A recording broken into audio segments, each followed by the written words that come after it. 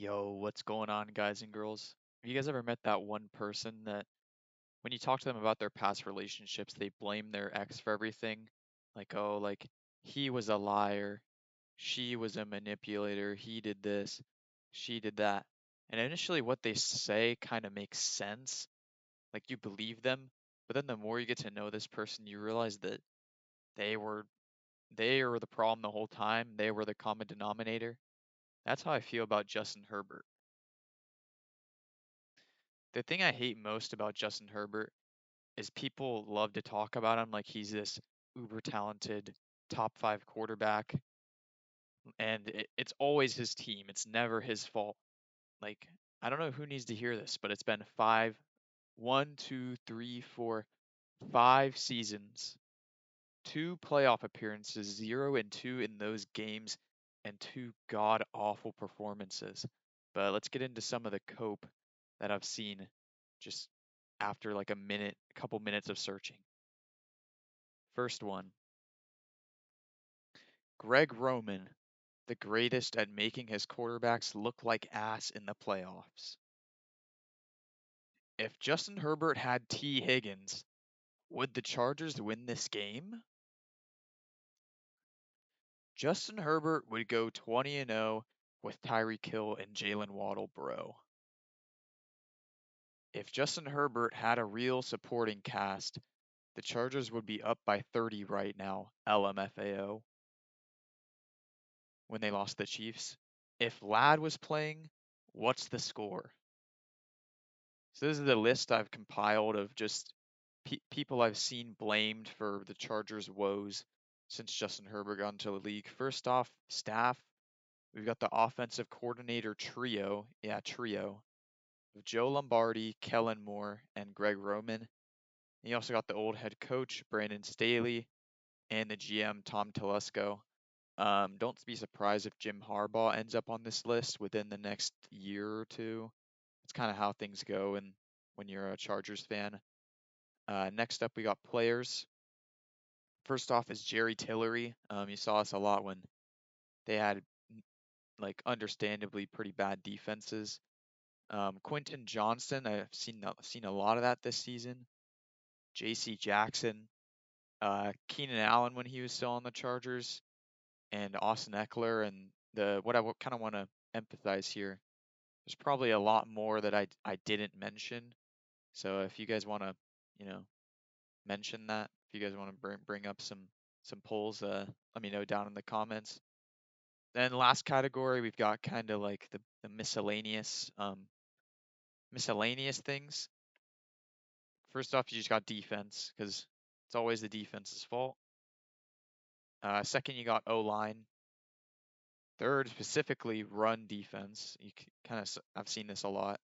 Then you got injuries, as if the Chargers are the only team that gets injured. And finally, you've got receivers. So, what happens when in the year 2024, Justin Herbert has a good head coach, 2 all-pro level tackles in Rashawn Slater and Joe Alt, a young stud wide receiver in Ladd McConkey, and an elite defense? Let's hop into the film and figure out what caused this disaster of a game, and let's kind of expose some of Justin Herbert's flaws that prevent him from being an elite playoff winning quarterback in this league. So here we got Justin Herbert. Ladd McConkey runs this route, and it's kind of hard to see without all 22, but he gets probably a step or two over his defender, and Herbert misses him by a hair. It's a little overthrown, and that's not the first time he gets overthrown this game. When I was watching this game, I feel like I cried a little watching this Justin Herbert play. Um, just simple stuff. You got the running back coming out of the backfield, gets open on a drag route, and Justin Herbert just completely rifles it, overthrowing him. I have no idea why he threw it that hard and that inaccurate. I'm definitely of the opinion that Justin Herbert has some short range accuracy issues that aren't talked about. Um, Here you kind of have this mesh concept against man, which should be barbecue chicken, and Quentin Johnson gets open, but Herbert, he hits him in the chest, which you would think would be good, but I almost think Herbert should have let him out a couple more steps.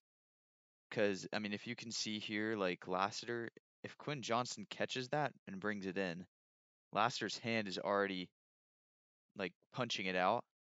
Whereas if he would have let it out a couple steps, I feel like Quinn Johnson could have caught it and turned and ran. All right, now it's time for the absolute nightmare play. Herbert rolls out and throws it cross body into double coverage, and it gets intercepted. I mean, I don't understand that one bit. I'm getting shades of Jamarcus Russell.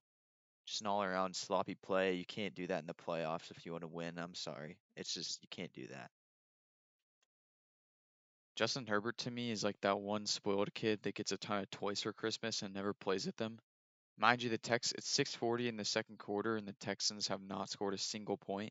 Chargers defense is playing elite up until this point, and yeah, second and 8.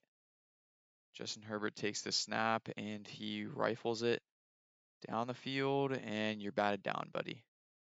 Nice try. I genuinely think Lad McConkey is too good for Justin Herbert at this point. Just another example of Justin Herbert completely missing his receiver. Um, Second and 10, 52 seconds left in the half. Justin Herbert takes a snap. McConkey absolutely burns his man, but Herbert overthrows him by about 5 yards.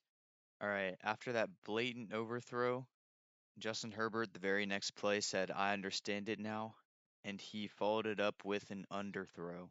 Herbert takes the snap, and Quentin Johnston's on the bottom, running a little back shoulder fade. Herbert throws it, and it's at his feet. Johnson can't make a play on it, and they have to punt. Chargers fans, I'm sorry. I feel bad for you that your top 5 elite quarterback turns into Brock Osweiler whenever an important game shows up. Here we have the second interception of the night. Herbert takes the snap, rifles it to 5'10" Lad McConkey, and it gets pick sixed. I don't know how anyone could watch this game and say that Herbert needs more help. That's about all I have for you guys today. Um, After that interception, the game is pretty much sealed. Herbert had a long touchdown to McConkey. He had a couple more interceptions that weren't really his fault, so I'm not going to include them. But kind of let this game be a lesson learned that you can't just overlook a player's flaws because they might have a bad supporting cast around them. Sure, like Herbert in his earlier seasons, he might have had like a pretty bad supporting cast, not good O-line, not good receivers, but the flaws were still there. And I think now that he's put in prime time, and now that he's a better team, I feel like his flaws are being more exposed, I guess. So I don't know. Moral of the story is I don't want to hear him ever in the conversation of Burrow until he wins a playoff game. Um, that's about all I have. Thanks for watching. Later.